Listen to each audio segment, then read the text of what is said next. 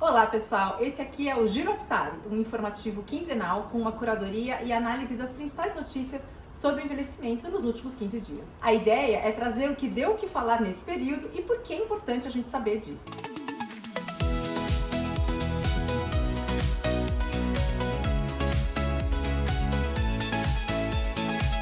E a gente começa o ano com boas notícias. A Anvisa aprovou no final de dezembro o lecanemab, uma nova droga para o tratamento de doença de Alzheimer. O medicamento se chama Leqembi e é produzido e comercializado por uma parceria entre o laboratório japonês Eisai e o americano Biogen. E como funciona essa droga? Bem, uma das causas da doença de Alzheimer é o acúmulo de proteína beta-amiloide no cérebro.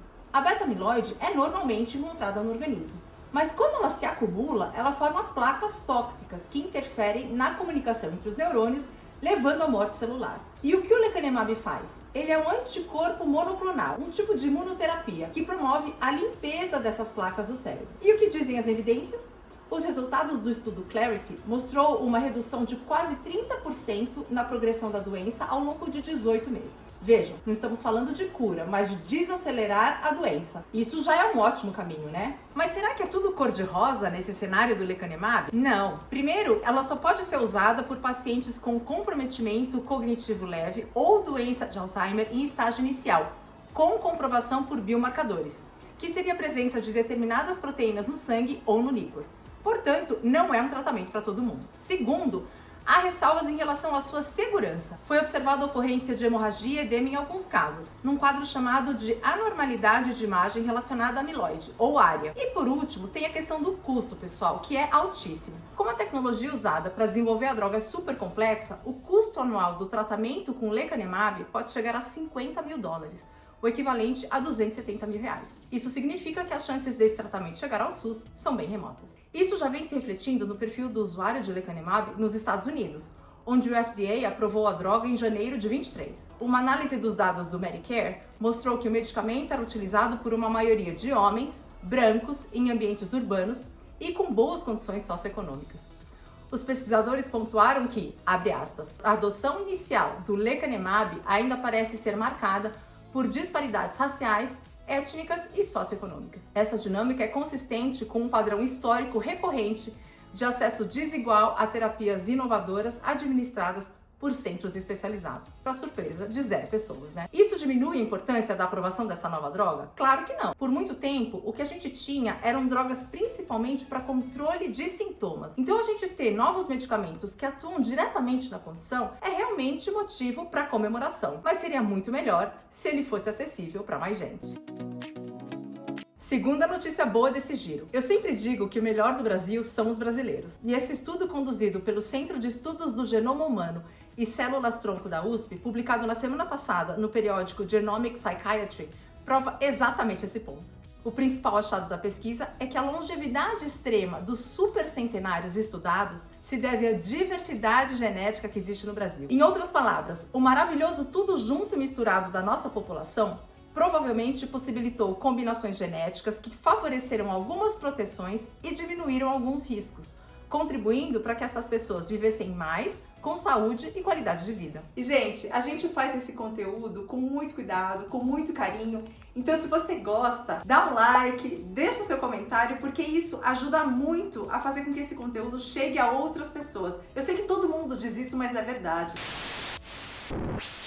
Como alguém muito interessado em centenários, ao visitar as Blue Zones eu percebi que, além do estilo de vida específico, as populações se concentravam num lugar muito específico. Eram todas muito pequenas e, portanto, bastante homogêneas. Isso, obviamente, não se aplica ao Brasil, que é um país de dimensões continentais, com estilos de vida extremamente variados. Aqui foram exatamente as diferenças que acabaram levando à longevidade extrema desses supercentenários. Alguns pontos trazidos pelo estudo e que valem a pena ser comentados. 1.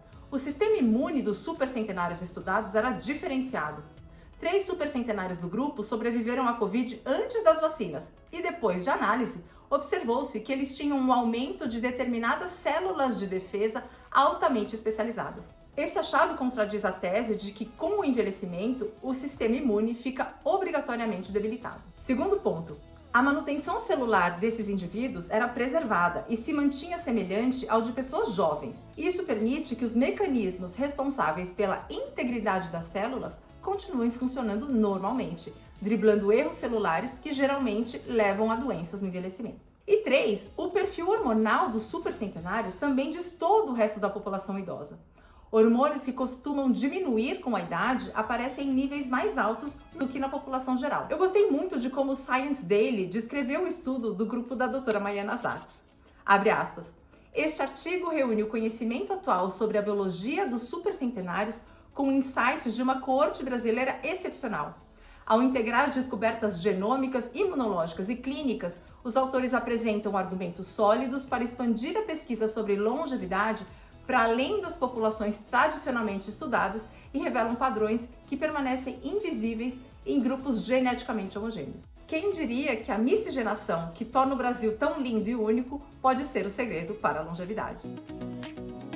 E a última notícia desse giro. Foi instituído em meados de dezembro o Plano Nacional de Cuidados Brasil que Cuida, que é a estratégia do governo para garantir o direito ao cuidado a todas as pessoas ao longo do ciclo da vida. Contextualizando, em 2024 foi instituída a Política Nacional de Cuidados. Essa política garante o direito ao cuidado por meio da promoção da corresponsabilização social, Estado, famílias, setor privado e sociedade civil, e também entre homens e mulheres pela provisão de cuidados, consideradas as múltiplas desigualdades. Essa política vai ser implementada através do Plano Nacional de Cuidados Brasil que Cuida, que foi aprovado agora em dezembro com um orçamento de 25 bilhões de reais. E como esse plano vai funcionar? Bom, ele foi dividido em 5 eixos, que vão buscar garantir o direito ao cuidado em sua tripla dimensão: a cuidar, a ser cuidado e ao autocuidado. Os eixos são: eixo 1, garantia de direitos e promoção de políticas para quem precisa de cuidado e para quem cuida de forma não remunerada. Eixo 2,